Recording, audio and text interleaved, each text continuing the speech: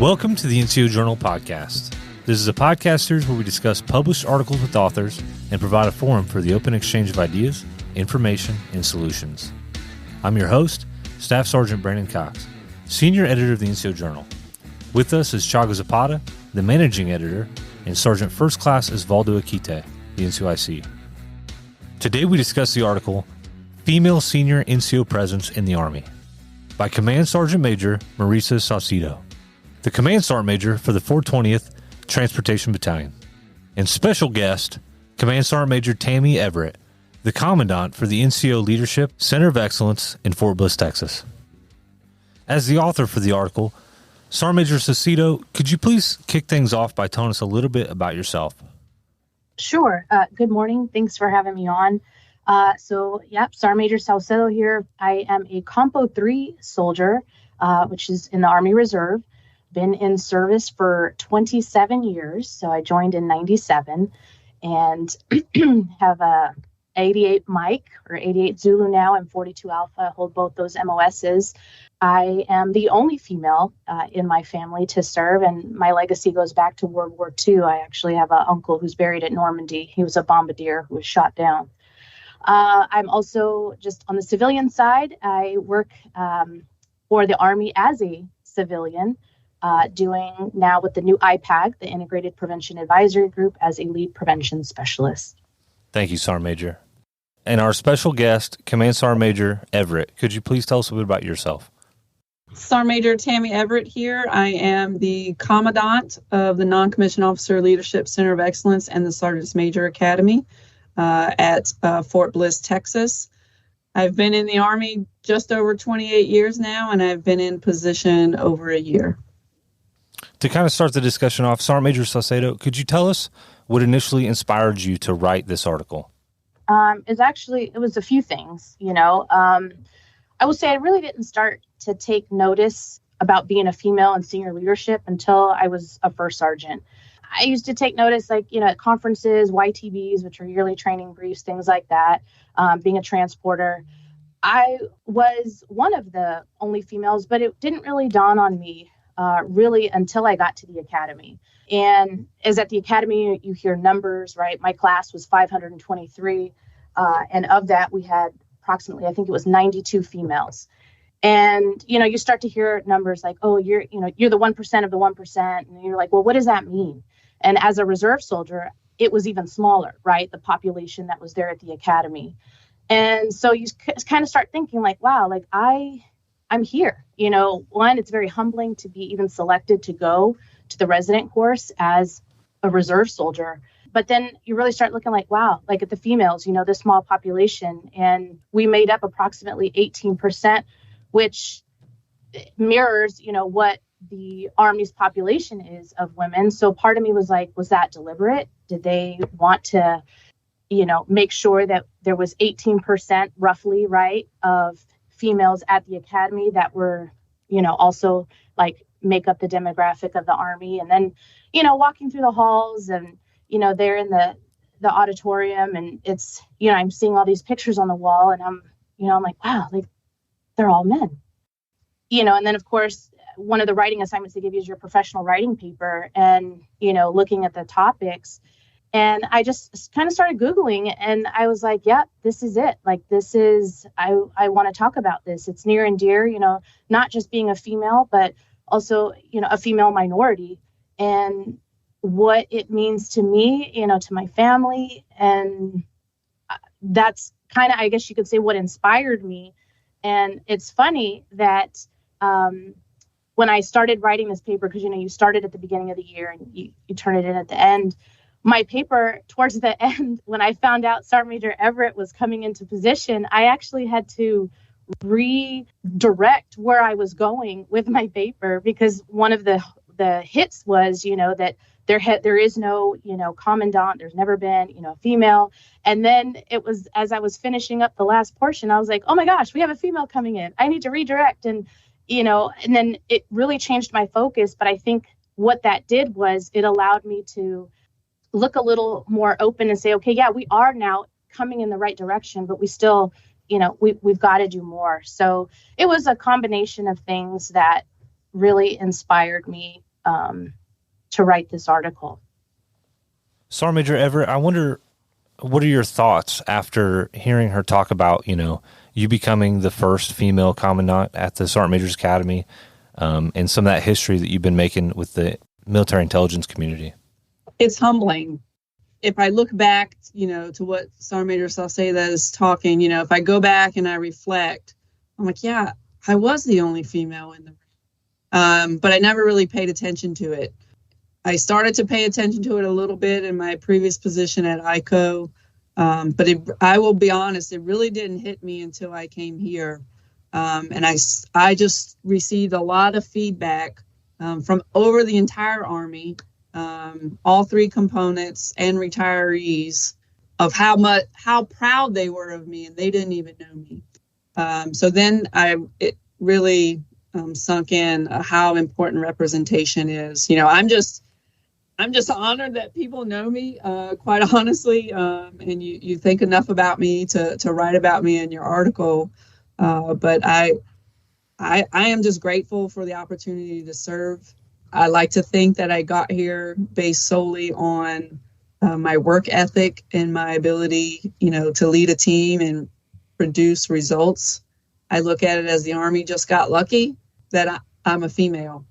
But I just think it's great. I think it took a lot of guts, to write this paper for Sergeant Major Saucedo. It's very interesting to read. I applaud her.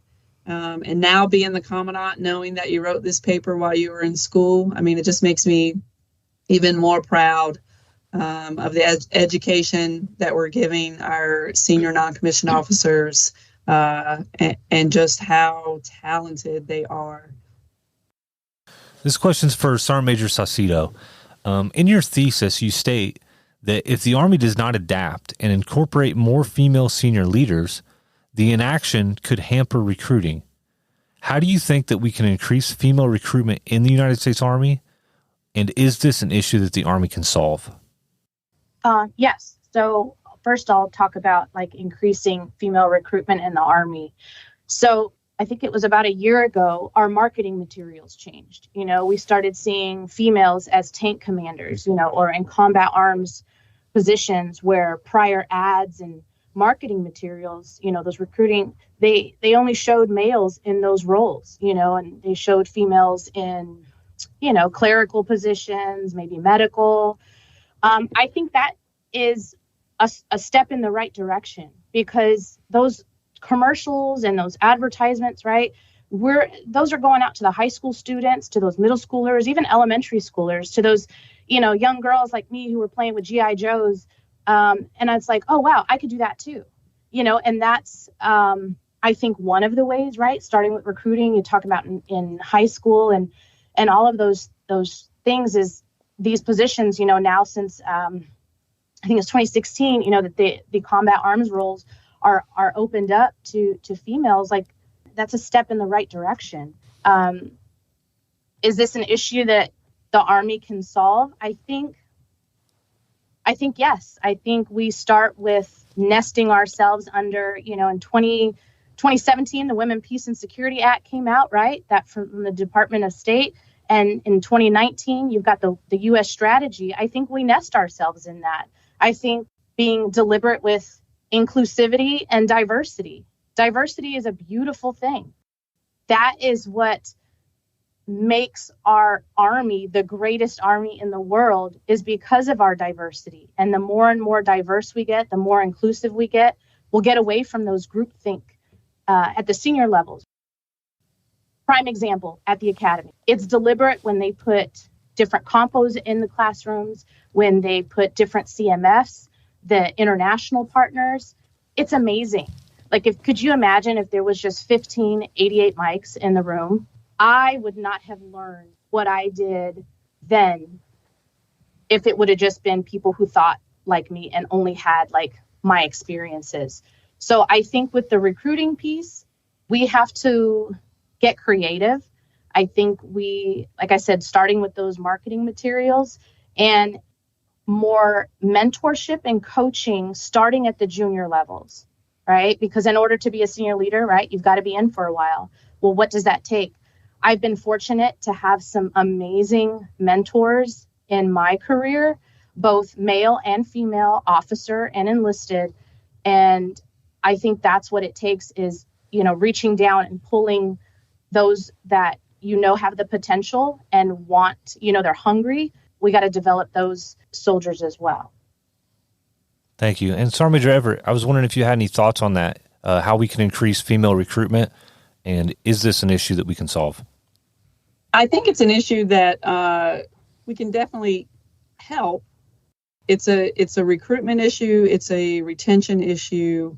It's a total Army issue. So I would say leaders like Sergeant Major Saucedo and other senior female leaders, we have to help with recruitment. Young citizens have to see that there's an opportunity to reach a high level. So they have to see themselves in that senior leader. And then to Sergeant Major Saucedo's point, mentorship and coaching has to happen because we have to retain females in the Army if we want to increase the level of females in senior leader positions. I will just say, and I believe this, deep down in my soul, I think we should continue to put people in positions regardless of gender, based solely on the merits and their potential for promotion and their potential for positions of increased responsibility. But I think, unfortunately, we don't have the population, so some rough statistics in the nation, we're about a 50-50 split, male-female. In the Army, total Army, we're about an 80-20 split, with 20% being female. So out of that 20% in the Army, I don't know, out of that 20%, what is deemed a senior leader, but we just don't have the ratio. So one, we got to put them in, we got to keep them. From my perspective, I just see it from a different lens from where I sit. We have a very good group. I was just at the SMA's Leading Change Forum, and there's a photo, the SMMD Sergeant Major Jill Crosby, she put it on Facebook. And, there's probably about 20, and she didn't even have all of us in there, 20 nominative level sergeants major. There were probably about 5 or 6 that weren't in the photo. So out of all the nominative level positions, there were over probably 125 or so in the room. 25 of those, so roughly 1/5, 20%, and I'm doing public math, but 20% were female, and that equals the overall Army's female representation. Remember, I said it was 80-20. So I think we're there, and I'm speaking solely from the sergeant's major perspective, and the nominative level. Like, we're there. Our female sergeant majors, they're super competitive. They're getting on slates, to compete. If you want to talk about, combat arms, those type of positions, if you're talking, Corps and ASCC and above, we're building those future sergeants major right now. If they started in 15, 16, we're building them right. They're 8 years in the Army. So they're not even eligible yet for those type of positions, but we have to coach and we have to mentor them to stay in and remain competitive to get those positions. So from where I sit, how I see the Army and the venues where I have the opportunity to be in, we are on par with our overall representation in the Army. If we were less than, if we were at like 5% or 10%, I would say maybe we have a problem. But I think we're on par with the Army, and I think we're doing very, very well. I wanted to talk a little bit about from the recruiter perspective.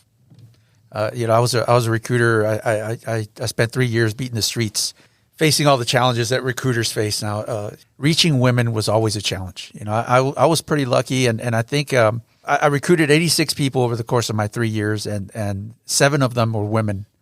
And that was more than all the other guys. There was 4 other recruiters in my shop or in my office.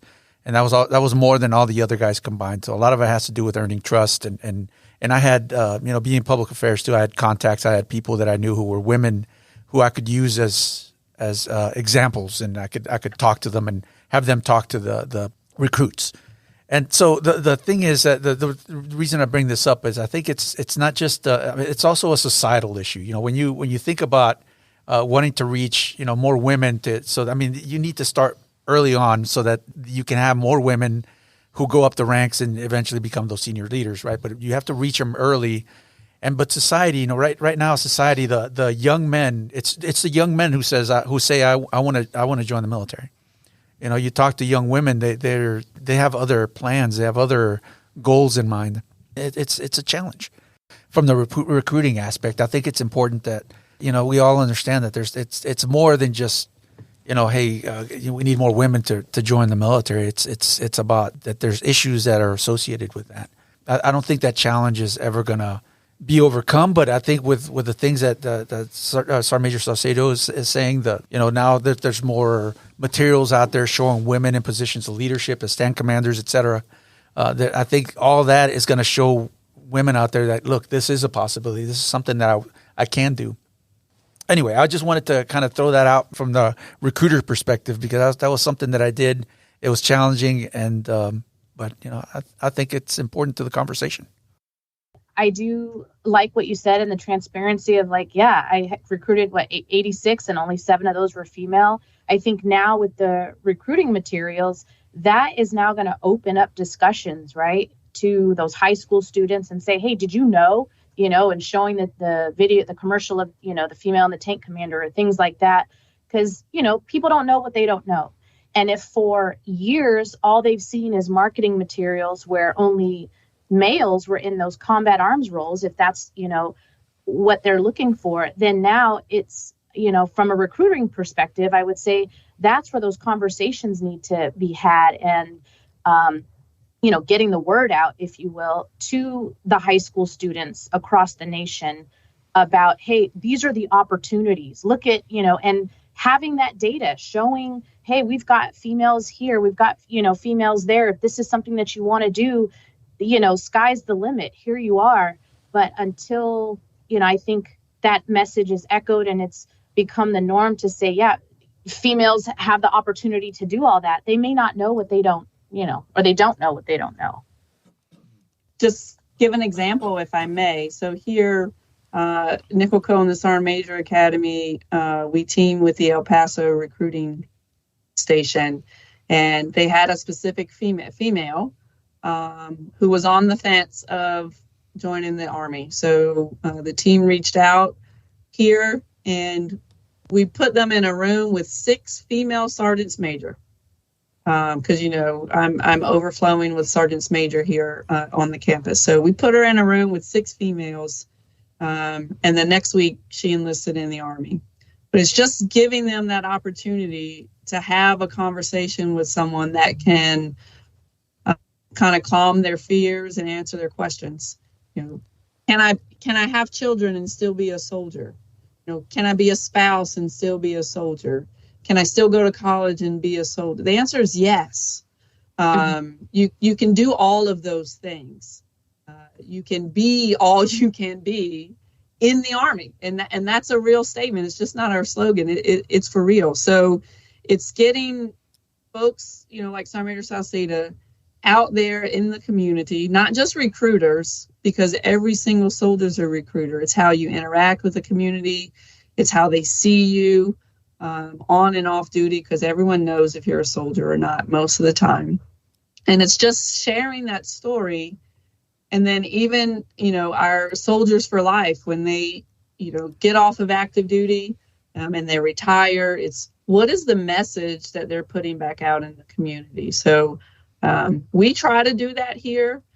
When I was at ICO, we went on my CG and I went on a hometown recruiting visit.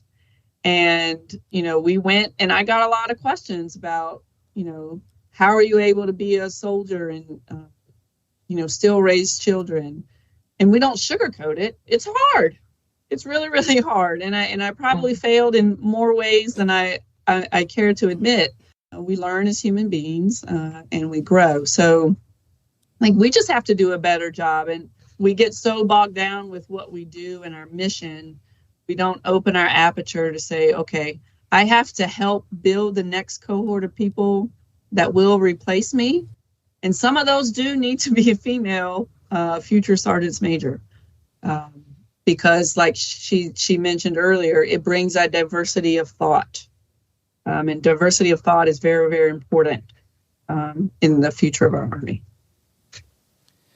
As I'm listening to the conversation here, it was interesting to me to note that the whole article started with Sergeant Major Saucedo just kind of noticing the number of women in the environment that she was at. But then hearing you, Sergeant Major Everette, talk about in your environment, the female senior NCOs are on par with the Army's population in regards to female and males. And I had seen some of the data beforehand was that since the Army made changes in removing DA photos from the records and going through centralized boards and things like that into a more blind centralized board, there is some data supporting that there has been a 5% increase in female senior NCOs since 2018. I'm comparing 2018 data to 2022 data. I think the Army has made some changes recently. I agree with Sergeant Major Everette on that, and I think that there is more that can be done, but we've just talked about one of the challenges. So I think maybe it's a good time to talk about some of the other challenges that you guys kind of already touched on a little bit. I'll just throw these out there, and I'll let you all decide which one you want to talk about. But there's a perception that there may be a bias in how the Army promotes. And the other thing that you mentioned, Sergeant Major Everette, was there are some women and men that want to start families, and how does that affect one more over the other? And is that a challenge that prevents women from continuing to serve and be kind of competitive as they're being reviewed? So I'll throw that out to you, and I'll like to start with you, Sergeant Major Everette, on your maybe talk a little bit more about the other challenges that there are. Yeah, thanks. I on the bias, I've sat on many promotion boards, and I will tell you, there is nothing on there that says you have to select a certain percentage of your a gender. So I think we are doing a great job when it comes to promoting based on potential and merit. That's from the big Army centralized board system. And then locally, the semi-centralized boards, having ran those as, sat on those as a first sergeant and a battalion sergeant major, same thing. I have no quota as a first sergeant or a sergeant major of how many folks I can recommend for promotion. And then when the promotion points come out for promotion to sergeant and staff sergeant, it's not, how many females have 550 points. It's who has 550 points. That's the cutoff score. And whoever makes that mark gets promoted. So there is no preferential promotions tied to gender. It's solely based on your potential for continued service. And then on the families portion, I have 3 children total, 2 of which were in the Army. I'm here. So, I think I am an example of, it doesn't set you back. It doesn't hold you back. Yeah, you get nice 12 weeks of leave, but that's not a showstopper. And even, we're looking throughout TRADOC of, how does that affect someone's attendance at PME? If they're on a profile, postpartum, do they have to take the ACFT? Is there events that are waiverable, non-waiverable? So everyone's trying to make sure we have a system in place that doesn't disadvantage anyone for having a family. So my advice to folks is, there is no right time to have a family. If you want to have one, and everything else will work itself out. It's hard, but it's definitely doable. And if you put forth the same effort and you strive for excellence and you work really hard and you're a great teammate, the promotions will come. And you can have a family, be a spouse, be a very successful soldier. You can do all that. And then to you, Sergeant Major Saucedo, I'll pose it to you. What are your thoughts on this? Yeah, thank you. Well, I appreciate what Sergeant Major Everette mentioned about trade-off looking at, right, those personnel on profile that are postpartum. That's a huge step in the right direction.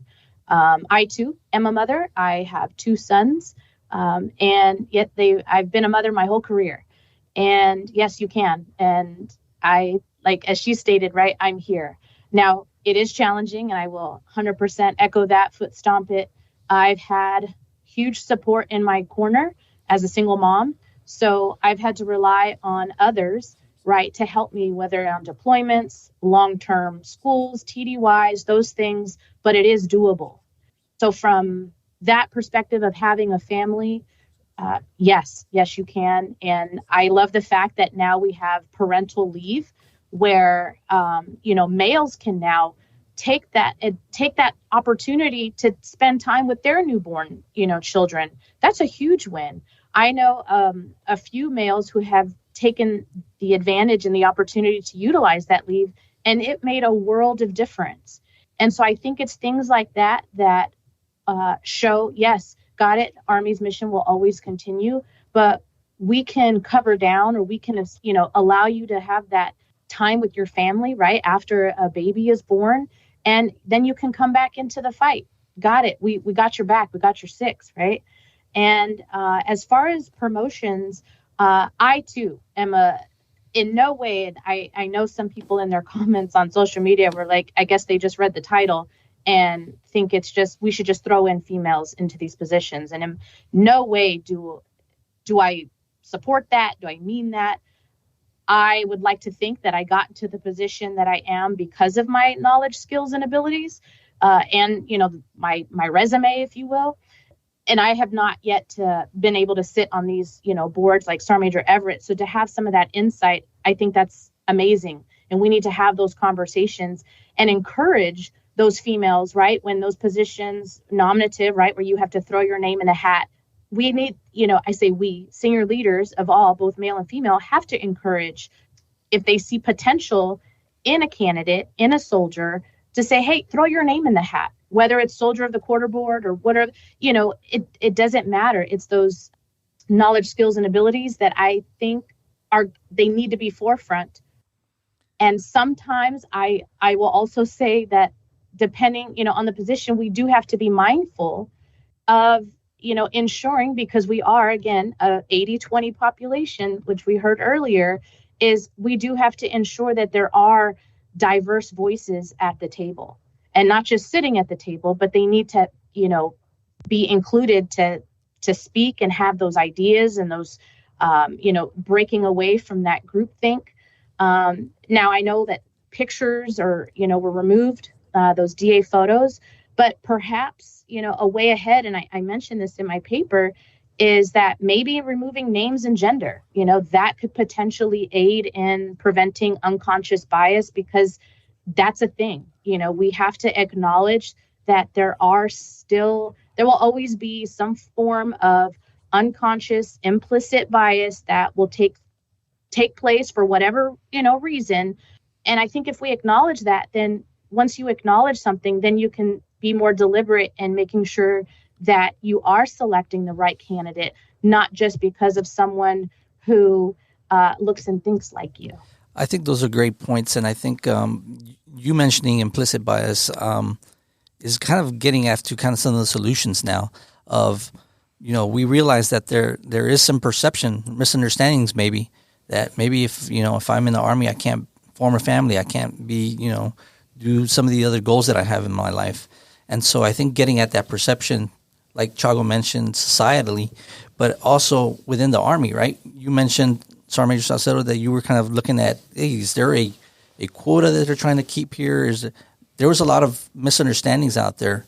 And I think getting after that bias might be one of the solutions.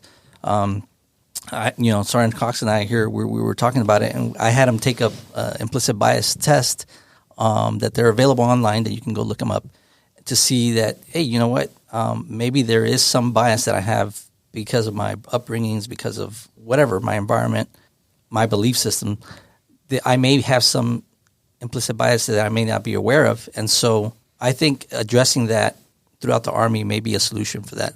So I'll give you a chance to respond to that and your thoughts on that.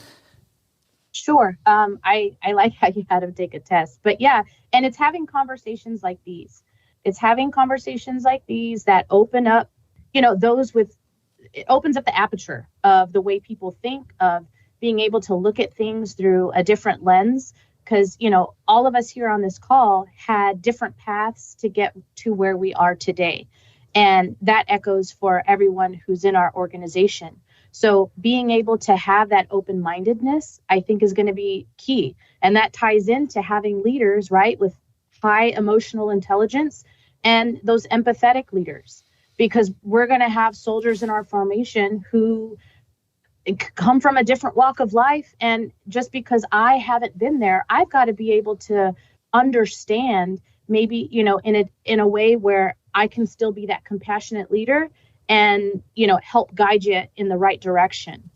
No, but I think you're talking about we're talking about solutions to some of these things and identifying that there may be some bias. It just makes you self-aware, right? And it makes you emotionally intelligent. Yeah, self-awareness. That's one of the attributes, right, of a good leader, is having that self-awareness.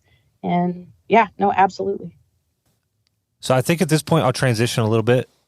So in this next segment, there's no doubt, Sergeant Major Saucedo, that your article generated an enormous amount of discussion on social media. It is a topic of discussion around the world. So I'm going to ask a couple of questions based on the comments that we gathered from those social media platforms. We're going to start with the idea of diversity versus principles of meritocracy with senior NCO promotions in mind. So the question really pertains to what criteria do both of you think should be used to determine if someone is best suited for a leadership, senior leadership, or nominative role, regardless of gender? So that's a great question. And so I think for these positions, right, I think we've got to look outside the quantitative data like ACFT, those things, those are those hard tangibles. But I think we should also look at, how does this soldier, right, how does this leader take care of others? How does this leader take care of themselves? H2F, holistic health and fitness. If that leader is not in the know or practicing, right, those 5 domains, that, especially now, right, going to LISCO, and those are the things, that's why we're doing this holistic health and fitness, because we're not going to have all these things. We've got to be able to be the war fighter that the Army needs out there. So I think looking at those intangible skills that a leader has, and it might maybe tie into something similar to like the Sergeant Major Assessment Program, where they go through these battery of tests. But I think we've got to look outside the quantitative data. Obviously, knowledge, skills, and abilities are always going to be key. Looking at well-rounded NCOs, I'll say, speaking from, enlisted soldier standpoint, looking at the key positions, the ASI, looking at the criteria, the qualities, all those things, but then also tying into, okay, great, this person looks good on paper, but how do they actually, can they talk to people? Do they have interpersonal skills? Can they influence beyond their internal circle? What's your response to that, Sergeant Major Everette? I think we 100% always should promote based on merit. Our current promotions are based on potential. Do you have the potential to serve at the next level? And then we're selected for positions based on our knowledge, skills, attributes, and behaviors. But what I think is very, very important in that, when you throw in the diversity piece, and Sergeant Major Saucedo mentioned it earlier, is mentorship and advocacy, right? So I get promoted based on my potential. A board of folks that don't know me other than my file, promote me based on my potential to serve at the next level. Then it's the mentorship that I have from my seniors that coach me and then advocate for me. And I'm speaking solely on the nominative level, but advocate for me to have the opportunity to interview, right? So I'll use myself as an example. NCOLCOE in the Sergeant's Major Academy commandant position was not even on my radar. And the only reason it wasn't is just because I didn't think that was, I had the knowledge, skills, attributes, and behaviors for this position, one. And two, it just wasn't something that I thought was kind of in my career path. So my advocate and my mentor at the time, the previous TRADOC Sergeant Major Hendricks, said, hey, what do you think about this? As he's doing his nominative counseling with me, and we're going over the positions that I think I am competitive to compete for versus what he thinks I'm competitive to compete for. And he says, what do you think about this? And I give him a really funny look, and I'm like, I don't know. And he was like, you would be great. But it's just having someone, and he's like, you should try. And it's having someone that sees potential in you that you don't see in yourself, and they give you the opportunity. I don't feel like it's our senior leaders' job, nor do I want them to put me in a position based solely on my gender. I want them to give me an opportunity to be competitive, and then it's on me to secure that position. And, luckily everything worked out for me, and I'm still employed, but I also use the vignette when I interviewed for ICO, and my old CG, he shares this story publicly, so I can share it too, is on the interview, he asked me, if I select you, what are your thoughts about being first female in my Corps Sergeant Major? And that really took me aback, because I knew in the back of my head that if I was selected, I'd be the one, but I really didn't think it would be that big of a deal.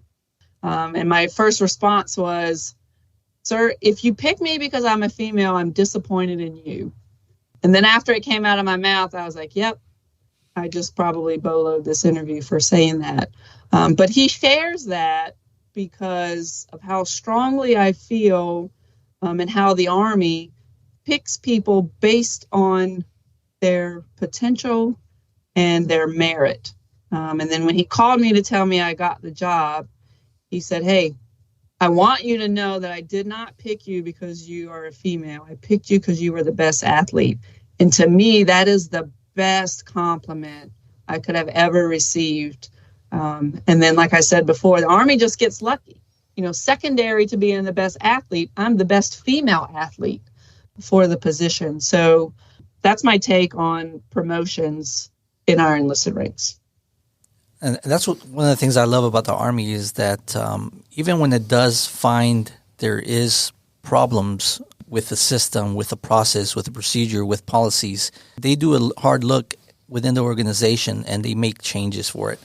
The last change that affected this I'll go back to it, is when we redacted the DA photos from centralized promotion boards. But I think there's still more steps that can be done, right? People are talking about redacting names to kind of avoid any kind of bias associated with names, and even pronouns from evaluation reports and things like that. So I think we're moving in the right direction. I think this is the Army is a great place for assessing and promoting based on merit and potential, like you mentioned, Sergeant Major. And I just think that we need discussions like this to continue to find intricate details about policies or problems that are changed, that could be improved. And I think the Army will listen to it if we have that kind of discourse. Yeah, which when it comes to discourse, one of the big things being bounced around now is the Harding Project, and one of the aims is promoting professional discourse. And I think just like Sergeant Major Everette said, when it came to your article, I think it was brave of you to send this to us and to publish it. Because I think it's a conversation. We need to have professional discourse on subjects that are sensitive like this, and maybe even race and other things like that. I think it's important that we talk, and that we talk about the challenges, talk about solutions, and explore everything that's associated with it, so that the Army, maybe we can come up with things that might even affect the Army sometime in the future. It really shows just how important it is that we talk about this subject. 100% agree. And piggybacking there off the challenges, one of the other things that came to mind, as far as when, writing this article, I used to be on my full-time position, a sexual assault response coordinator. And, one of my thoughts was, what happens? Like, what if, right, female victims elected to leave the service and not finish their career because of some harmful behavior? And it doesn't even have to be a sexual assault. It could be, gender discrimination, you name it, right? Sexual harassment, perhaps sexual assault. How many more females would we have had to be in that pool, right? To throw their name in the hat, to be mentored, to be coached, to where, potentially maybe we do hit over the 20% mark of having senior females. And I think that is another, and it's a very touchy subject, I know, but it is something that has to be talked about and addressed. And, the SHARP program has made strides, right, with policy updates and changes and changing the way they train, changing the way they educate leaders and getting folks. But the statistics, the numbers don't lie. And it is unfortunate that the majority of males are the perpetrators or the subjects. So I think that is something that we have to, as senior leaders, be mindful of. We have to understand that there are some of those fears for, we'll say, some of our junior population who are female, or that maybe they've gone through it, didn't get the support that they needed. I think those are the conversations that we need to have as senior leaders. And I'll tell you, as a 88 Mike in a motor pool back in 97, there were different conversations being had.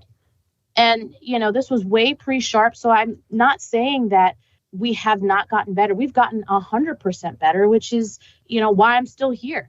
I want to be one of those difference makers, the change maker who, can help. Just with this article, right? It's sparking conversation. But I think we've got to have more of these conversations across the formation, across, all branches of service to figure out how can we, from preventing harmful behaviors that are going to retain, right? Because it all goes back to retention. Because if these soldiers are getting out of the Army, then we're losing good folks who just either weren't supported or the process failed, or, whatever it is that it may be, or, you fill in the blank. There's probably a thousand, answers for that. I think addressing those challenges and having senior leaders have those difficult conversations. I 100% believe that merit and knowledge, skills, abilities, that is why folks should be promoted. But I also, I would like to see more females that are stepping up to the plate. And I mentioned in my paper, it's females like Command Sergeant Major Everette here, right, who have succeeded in these roles. So it's not just putting a female in position for the sake of putting a female in position. No, it's you're finding those females who, like she had a mentor say, hey, I think you'd be great for this role. I think that is amazing. And I've had mentors like that in my lane. But I can tell you from having, friends along the way and battle buddies, that's not always the case. I believe sexual harassment and assault hurts the Army in general. And, it's parents don't want to put their children into an organization where that's rampant. But I think that's a different problem, I think. And I'll turn the question to you, Sergeant Major Everette, on your thoughts on Sergeant Major Saucedo's comment. So I will tell you, you want to talk about professional discourse. That was the one part in the paper where I just kind of said, I don't disagree with her statistics and I don't necessarily disagree with what she said, but I had an internal problem making the correlation between female senior NCO presence and sexual assault. And I understand the majority of the victims are female, and in the paper she was making the correlation how, maybe we could have kept them in or how many of those got out. From my perspective, because it's all about how you see things, I would zoom out and say it's bigger than just sexual assault. And she mentioned it. It's all the harmful behaviors. How many people, and for the sake of this discussion, we're talking about females, how many females exit the Army just because they had an overall bad experience, right? Just a bad, and that includes all the harmful behaviors, bad leadership, whatever, right? So if you just kind of zoom out a little bit, I had a hard time making the correlation or really agreeing with, maybe the correlation between the lack of female senior leader presence and the rate of sexual harassment, sexual assault in our formation. The other point, it's a different point, but what I thought was a very interesting point is she talked about assimilation. Sergeant Major, I'm not going to steal your thoughts on this. I would like for you to just talk about a little bit of that, because you do address it in your paper of how we may be part of the problem if we're assimilating. So that ties into, and where I got that from was when I was going through my master's program some years ago. I did a paper on, sexual assault in the military. One of the things that came out was, that sometimes, and it's not all the time, and again, it's just, like you said, it's my perspective, but, that is a potential where it's just easier for some to just let it be, right? Because of whatever, like you said, bad leaders, they don't trust the leadership, so it's a lot easier to just deal with X. And I won't even say sexual assault, we'll just say any harmful behavior or say counterproductive type leadership. And so you just deal, has to do with them, wanting to serve their country. This is, like I said, this is the greatest army in the nation, in the world. But when those things happen, I guess it's kind of twofold is, we have to ensure that soldiers don't feel like that they can speak up. And when they take things to a leader, a concern, an issue, that it is going to be addressed or, handled, whatever the case may be. Prime example, we'll just take it back to Private Saucedo, right? When she, years ago, well before, we had a lot of these special programs, is, there were the jokes and all of those things that happened. You just deal because you want to be part of the boys club, part of the, it is what it is. I understand that was a different culture back then. That's not the culture that we have today. Could it be that that's still happening in some organizations? I believe that. But it takes everybody to kind of speak up, right? Not just. Yes. Oh, yes. It's not just the person who is being affected. It is the leaders in the organization. We talk about bystander intervention, in more than one program. It's things like that. And it don't even have to be, I guess, the Army says, we're all leaders, but it could be that brand new soldier coming into an organization who is now, they come into a climate where maybe they're not used to, and they hear stuff and taking it to a leader that they feel is going to be able to do something instead of just kind of like, oh, this is the way the norm is here. I'm just gonna, let it go. And so I don't believe that assimilation is by any means the norm, but I do want to acknowledge that, yeah, it is happening. If it wasn't, we wouldn't be having these statistics with harmful behaviors or seeing patterns of misconduct from certain folks, because it was not addressed, or folks in organizations where, soldiers talk. Don't report because this leader isn't going to do, anything. Another thing is, when I speak to senior leaders from a civilian standpoint, is I let them know, hey, during a change of command, change of response, be mindful, you may end up getting reports because guess why? They didn't trust that prior leadership. So, it's very complex. This is not like a single focus, like this is it. And if we fix this, then no, it's very complex. Don't know if I answered your question, Sergeant Major, but that's my thoughts there on talking about like assimilating to certain cultures or organizational norms. I appreciate that, and I reading that in your paper, it made me reflect. As a junior soldier in a different type of army, I assimilated. I did the type of. I did too. The type of unit I was in. I wanted to be part of the team, and daggone it, if that mean I had to listen to a couple of jokes, okay, it didn't bother me. Like, okay, yeah. I did. It was fine. I have 4 brothers, 0 sisters, so I was used to hearing all those kind of things anyway. So it was normal for me. It didn't bother me. But when I was reading it, it just made me reflect. I was like, man, maybe back then I was part of the problem. I just really appreciate your perspective, your candor in writing this paper. It's a very polarizing, sometimes divisive topic. But I applaud you. I've had a great time talking to you about it, and I look forward to meeting you in person someday. Yes, likewise. Thank you for your words, Sergeant Major. To kind of wrap this up, Sergeant Major Everette, how can leaders ensure that all soldiers, regardless of their gender or background, feel valued, heard, and supported throughout their career? It sounds so simple and it sounds so easy, but it's just engaged leadership. Being an empathetic leader, doing what's right for the soldier, accomplishing the mission, listening, being available. It's all the things that we know we should all be doing. It's hard because there isn't enough time in a day to do all the things, but it's being a good person. That's really all it boils down to. Be a good person. Treat everyone, regardless of rank, gender, ethnicity, with dignity and respect.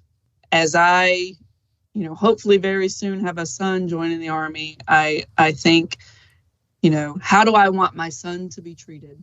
That puts it into perspective. I would not want anyone to talk to my son a certain way. And every one of us is someone's son or daughter. So we should take that when we're dealing with our soldiers. Thank you, Sergeant Major. I also have a daughter, so I also think the same. I guess as another follow-up question, what do you think that female NCOs can do now to ensure their success in the Army? I think they need to work hard. They need to be good teammates. They need to know their craft, and they need to have a voice. Sergeant Major Saucedo, in her paper, she said, it's not enough to be at the table. You got to have a voice. So when you have the opportunity to have a seat at the table, or if someone asks you your opinion, you got to be willing to speak up. That's not just female soldiers. That's all leaders. If you want to be successful, you got to get smart on what you're talking about. You got to be able to get your point across tactfully, and you just got to be a good person. Treat people with dignity and respect. And I would just tell females, in particular, the sky is the limit. There is nothing that is holding you back in our Army systems and processes from, becoming the Sergeant Major of the Army, if you're willing to put in the effort. We've had females interview and compete for Sergeant Major of the Army. So it's happening. You just got to have the right knowledge, skills, attributes, behaviors. You got to be willing to put your name in the hat, and you got to be willing to work extra hard. So no one's going to give it to you by virtue of your gender. You got to be willing to work for it. So that would be my one piece of advice to our female soldiers. Thank you, Sergeant Major. Remember to put your knowledge to the page, submit articles, and get published with the NCO Journal. Don't forget to check our webpage and follow us on social media. We'll catch you next time on the NCO Journal Podcast.